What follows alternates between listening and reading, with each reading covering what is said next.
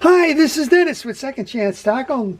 Today I just came back from a flea market where I had the opportunity to go to one of the best flea markets around in New Jersey. It's a ways from where I am, but if you're in the neighborhood, I would encourage you to stop by. It's a pretty renowned flea market. It's in Columbus, New Jersey, which is, well, as we define ourselves by exits, it's off of exit 7. On the New Jersey Turnpike, convenient to 295. It's in the outskirts of the Philadelphia area, so I don't get down there much. We're more northern Jersey, but I did have the opportunity to go down there, kind of browse around, and for around $100 you'll see what I got. But it's all in this little bucket here, and it came with the convenient carrying case. One of the fellows was selling a group of some old reels, and said take the bucket too if you want to give me want to buy them all. So we did. Well, the first one is actually a nice little bait bag. It's a walker. It seems to be waterproof.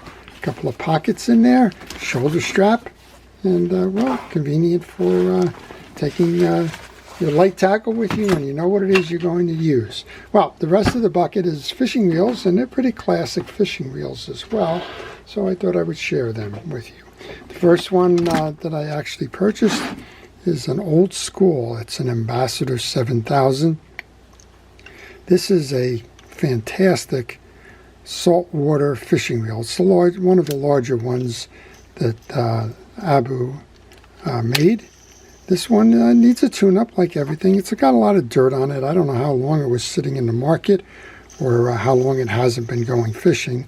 It's pretty obvious from the color and the deterioration on the line that it's been quite some time. The fellow that I purchased it from said that he was just interested in cleaning up, getting rid of some of his older reels, and for a good price I could have it, and it was a good price. Okay, next one up is the second one that I bought, and then I'll get into the bucket itself. The second one I purchased was from another dealer. This is the Ambassador 5000, and this one's in better shape, but still needs a good cleaning. Look at all the tarnish and debris on here. Again, it probably wasn't well cared for. Looks like there is evidence that it was used in the salt water. And if you are searching for a reel like this, you can see that it's probably going to skip over on the corners there because of the amount of debris and the like there. But make sure that you check. When you have these push button releases, make sure that they work. Make sure that there isn't a cut in the case. Over time, these wear that slot in the case there. And just check all the features and functions on it to make sure that it's doing what it's supposed to do and nothing other than doing what it's supposed to do. Well, before I go too much further, I want to take a moment to encourage you to subscribe to my channel if you like these types of videos, particularly if you want to see more. Most of the time it's about servicing and repairing, and we'll probably take those two apart, show you how to service and repair those as well. But sometimes we'll just go out and show you how I acquire some reels, how reels find me, and maybe a little bit about the history of the reels themselves.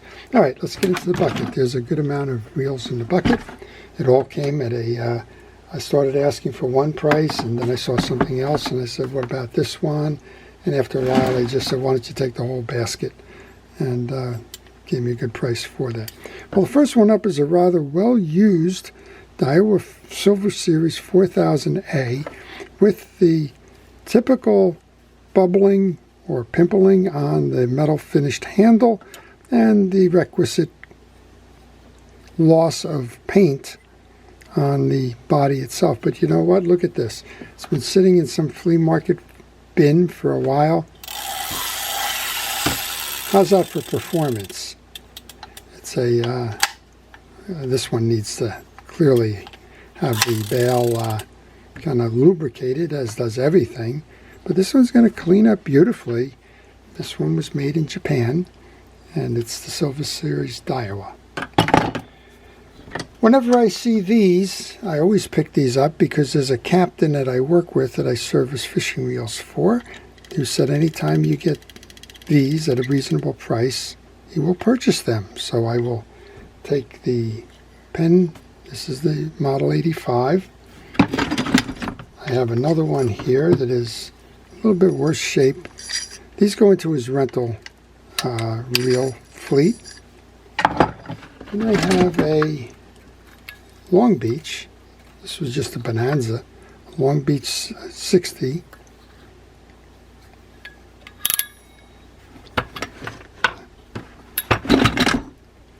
And we have another one. This is a very old one now. This is a Penn Del Mar 285 with the Long Beach or the Model 85 handle on it. Not a problem. It works. So those will get turned right around and sent out for the boat. And then we have the biggest of the Penn Long Beach series. This is the Penn Long Beach 68. Everything about this reel is very, very similar to the wide Penn 40 Senator. The only difference with this one is it does not have the metal trim caps on it. And then a couple of spinning reels here. The first one is actually the one I started this whole conversation about purchasing. This is a Penn Greenie. Again, it's in beautiful condition. If you take the dirt and debris off of it, it's been a very long time since this one has gone fishing. You can see that by the yellowed monofilament line. And this one is the 710.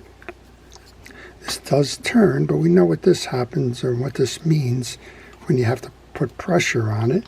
What it means is that it, in my words or layman's words, it's grease choked. You can see the bail fires, but it fires slow because, well, there's limited amount of lubrication there. The next one up is also a Penn reel. This one's lost its badge. It's in the Spin Fisher series. I am unsure whether this one is the 16 or the 20. This is kind of the oddball one. Most of these were made in black and gold. This one is in kind of a seafoam or a blue coloring. This one does not turn very well.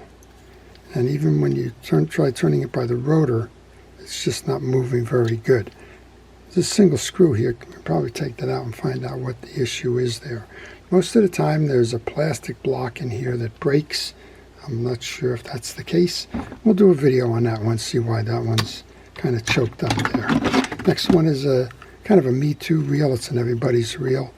This one is something called Cimarron 2. It's actually a nice little reel. It's got a broken tie-down cap on it. This is a South Bend. It seems like the anti-reverse is not working on that one. We'll call that one a parts reel. And then the last one has got a chipped foot on it. Not, again, another parts reel, but when somebody says take the whole bunch of them, well, we'll go ahead and do that. So this one is a Fenwick Black Hawk. It's got all kinds of problems with it. We're going to consign that one to parts reel as well.